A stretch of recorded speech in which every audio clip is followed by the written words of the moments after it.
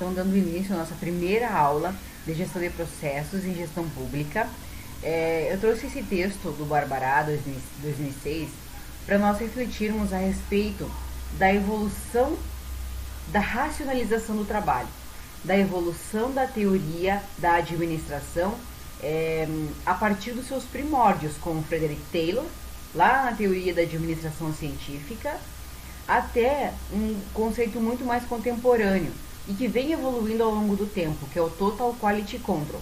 Então, de Taylor ao TQC, Total Quality Control, as três gerações da racionalização do trabalho. Esse é o tema da nossa aula de hoje. Então, eu trago inicialmente a ideia de por que Barbará chegou a essa conclusão, né? Chegou a essa definição de que, de fato, existiram três gerações de racionalização do trabalho e no que elas implicam para a nossa disciplina. Então, de acordo com Barbará 2006, o processo de evolução da racionalização do trabalho se deu em três gerações distintas, sendo denominadas como primeira, segunda e terceira geração. Evoluindo da administração científica e teoria clássica da administração, passando pela escola das relações humanas, até chegar no modelo de qualidade japonês TQC, que é o Total Quality Control, que é um modelo que se difundiu nas indústrias japonesas, que foi adotado por eles, mas foi criado por um americano. Nós vamos ver isso nessa disciplina. Então vejamos do que trata cada uma das gerações propostas pelo autor, pelo Barbará 2006, que é o autor, que é desse livro aqui que eu já mostrei para vocês, que a cada aula eu estou escaneando o livro e disponibilizando o capítulo referente a cada aula para vocês. Está desde o primeiro dia da segunda aula, no caso, né, da aula número 2. Eu realmente preciso até comentar com vocês que eu demorei um pouco para fazer essas videoaulas, não em função das próprias videoaulas, mas em função do ajuste, né, do software. Depois eu faço uma edição no vídeo para deixar ele o mais curto possível, tirar coisas que não são tão necessárias, que às vezes eu vou falando, me empolgando e acabo... demora mais tempo e não tem tanta necessidade. Então por isso eu demorei um pouco mais, até eu ajustar a forma de gravar com o editor de vídeo e postar. Isso deu bastante trabalho. Então por isso eu queria pedir desculpas para vocês de por que eu estou postando a videoaula agora. O material já está lá, já está o capítulo do livro. Também tem um vídeo ali que traz uma reflexão. Mas claro que essa aula, ela é super pertinente, essa videoaula, ela é muito importante para que vocês possam, às vezes não tem tempo de ler o livro, às vezes lê, mas fica com dúvidas. Nós vamos dar um foco de fato que tem a nossa disciplina de gestão de processos dentro do contexto desse capítulo do livro. Então, na primeira geração, o Barbará nos apresenta dois dos principais autores da teoria clássica da administração, que é o Frederick Taylor. Só relembrando um pouquinho, né, pessoal, então. Foi ele que notou que os processos, que as atividades dentro de uma indústria podiam melhorar, podiam ser mais eficientes, podiam ser mais eficazes. E ele percebeu isso através de um processo de observação mesmo. Ele trabalhava numa indústria onde ele começou, até coloquei ali, ó, ele foi um engenheiro mecânico americano, estadunidense. Ele trabalhou como técnico em mecânica e operário e formou-se engenheiro mecânico, estudando à noite.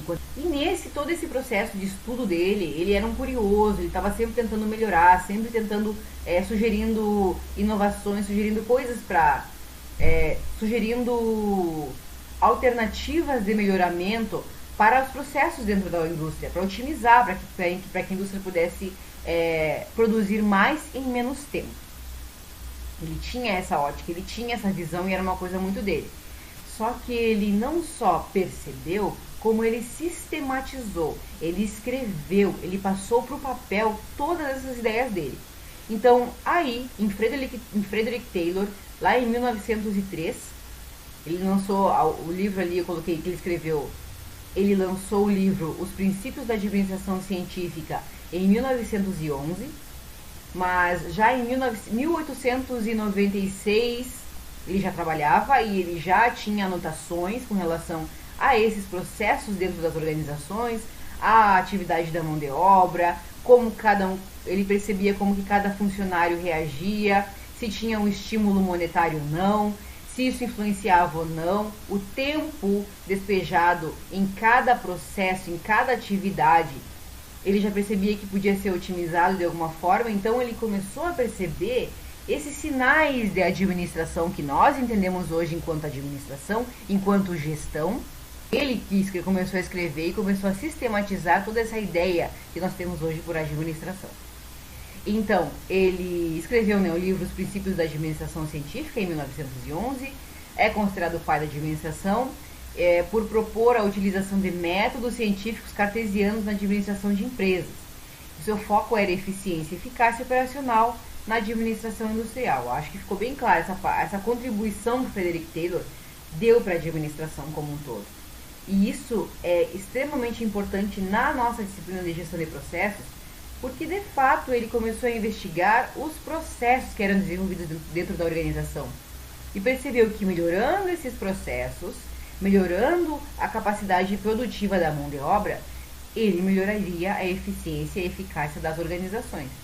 Este é um princípio que nós utilizamos até hoje e é essencialmente importante para a sobrevivência das empresas, que produzem não só produtos, bens, quanto serviços.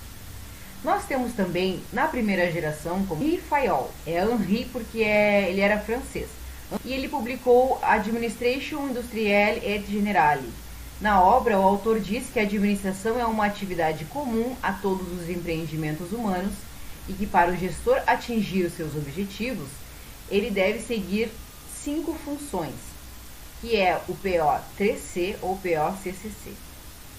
Então, pessoal, o Henri Fayol, ou Fayol, ele nos deu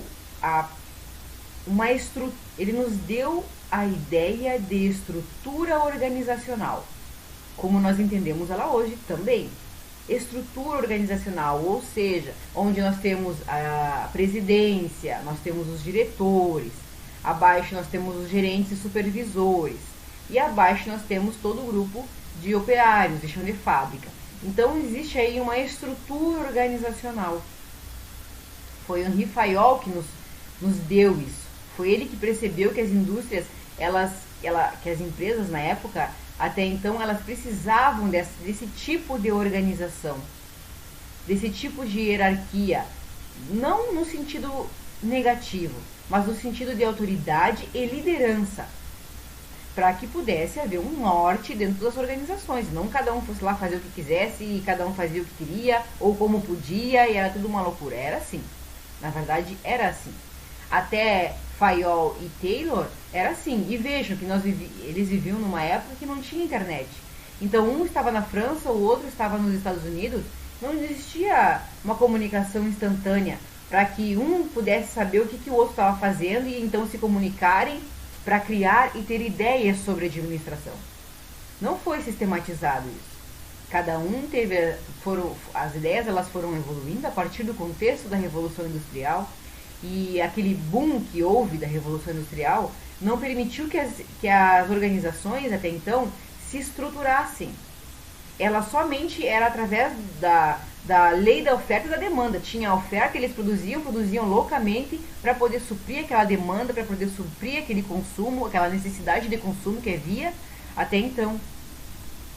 Então eles começaram a perceber, a partir disso e das dificuldades que as organizações tinham, eles começaram a perceber isso e começar a desenvolver ferramentas, começar a desenvolver técnicas para suprir essas necessidades.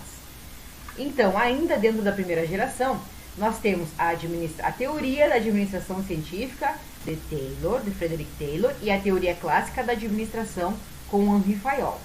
Então, na administração científica, nós tínhamos as seguintes características. Ela buscava apoio na racionalidade do trabalhador. Ela estabeleceu os 5 princípios da produção em massa, que são padronização de tarefas, especialização do trabalhador, treinamento dos trabalhadores, motivação dos trabalhadores e cooperação entre trabalhadores e patrões. Então, naquela época, além do incentivo monetário proporcional ao rendimento individual do operário. Taylor acreditava que era possível criar um sistema de cooperação onde houvesse essa ideia de colaboração entre trabalhadores e patrões, tá? Não a ideia de que eles eram explorados, que na verdade hoje em dia Na verdade, até hoje, nós temos essa ideia.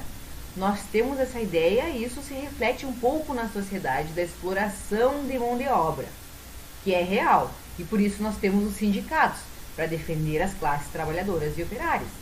Então isso é uma coisa muito real e vem desde lá dos primórdios das indústrias, dos primórdios das organizações. Então, ele acreditava que, até tem no livro ele comenta sobre a questão de que uma das críticas é que Taylor entendia que os trabalhadores eram macacos amestrados.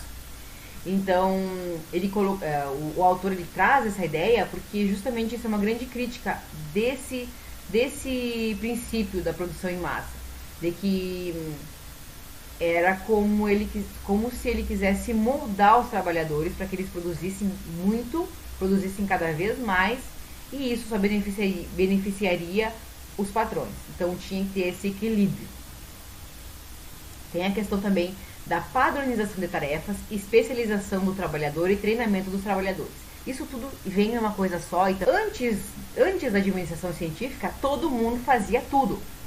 Ou seja, todo mundo, por exemplo, dando o exemplo da indústria de Ford, todo mundo pintava carro, todo mundo fazia parte elétrica, todo mundo fazia lataria, todo mundo fazia a parte de forração de banco, estofamento, todo mundo fazia tudo, todas as etapas do processo de construção e fabricação de um automóvel.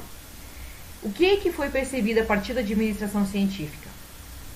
Foi percebido que o trabalhador ele necessitava de uma especialização, porque no momento em que ele tivesse uma especialização, um treinamento e uma especialização em uma determinada função, ele renderia muito mais. Porque aí ele ia, é aquela velha máxima, né? Ele ia só apertar parafuso, ele ia só pintar um automóvel, ele ia só, em vez de fazer de tudo um pouco, ele ia somente pintar o automóvel, ele ia somente fazer estofamento, ele ia somente fazer a lataria. Ele, não sei as palavras muito bem, mas vocês conseguem entender o que eu quero dizer? A forma, cada um, a partir da administração científica, o trabalhador começou a ter especialização na sua função.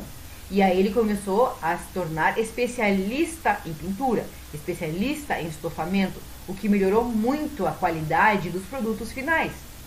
E também otimizou o processo, porque no momento em que eu só faço uma atividade específica, eu me torno especialista e eu vou melhorando o processo à medida que o tempo vai evoluindo. E se eu melhoro esse processo, eu torno ele mais rápido, mais eficiente, mais eficaz.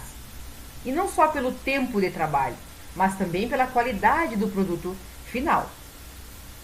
A questão da motivação dos trabalhadores, que a administração científica também nos traz, é a questão do incentivo monetário, porque na época até então os funcionários eram pagos por dia. Então, se ele produzisse por dia 10 peças, ou se ele produzisse por dia 100 peças, não fazia diferença. Ele ia receber o mesmo valor por dia de trabalho. Mas Taylor percebeu isso. Então ele propôs que as indústrias pagassem por peça produzida, para que os funcionários pudessem ter uma motivação, digamos assim, para trabalhar. E dentro da teoria clássica da administração, então, com outro enfoque, não com um enfoque na produção especificamente. A teoria da administração científica, ela tem um foco na produção, no cerne das organizações, né? E já a teoria clássica da administração, ela tem um outro enfoque, que é a parte da gestão, da estrutura organizacional, onde ela estabelece 16 princípios de administração, que são a divisão do trabalho, a criação de autoridade e responsabilidade, uma unidade de comando, né, uma hierarquia lá em cima, e depois as cadeias de comando que vêm a seguir, uma unidade de direção, disciplina, prevalência dos interesses gerais, remuneração, centralização, hierarquia, ordem, equidade, estabilidade dos funcionários, iniciativa e espírito de corpo. Então ele estabeleceu esses princípios para que eles pudessem ordenar a gestão das organizações. Isso é muito mais voltado para a gestão que propriamente para a produção. Mas não deixa de ter a sua contribuição com relação aos processos. A gestão, ela também, ela se nutre e ela desenvolve processos ao longo do seu funcionamento, ao longo das suas atividades também. Então, essa teoria, ela contribui nesse sentido, como forma de organização do trabalho estratégico. Ela traz uma organização do trabalho em nível estratégico. Lembram que nós temos lá aquela pirâmide que é dividida em 3 partes, que são os níveis estratégico, tático e operacional? Então, esses 16 princípios da administração, eles nutrem o nível estratégico da organização. As pessoas que pensam a organização e dão um norte de como elas devem desempenhar a autoridade e a liderança dentro da organização, e isso se reflete, obviamente, nos demais níveis, tanto no tático, que é nível de gerência estratégico, né? Diretoria, presidência, nível tático, gerência, supervisão, e nível operacional, chão de fábrica, ok? Então ela traz esse norteamento para esse setor da indústria ou das organizações. E ele propôs também as funções de gerência administrativa. Então, nos dando uma ordem, né? Nos dando uma ordem de como as coisas devem acontecer dentro das organizações. Primeiro planejar, depois organizar, comandar, controlar e coordenar. Então a gente tem isso como um grande avanço dentro da administração, certo? Vejam como essas teorias contribuem para a racionalização do trabalho, para o processo de racionalização do trabalho, que é o que nós estamos trabalhando. A primeira, a segunda e a terceira geração da racionalização do trabalho. Tá, mas o que é essa racionalização do trabalho? Afinal, que eu não entendi. A racionalização do trabalho é quando eu consigo perceber, racionalizar todas as questões que estão à minha volta. Taylor e Fayol fizeram isso em diferentes aspectos.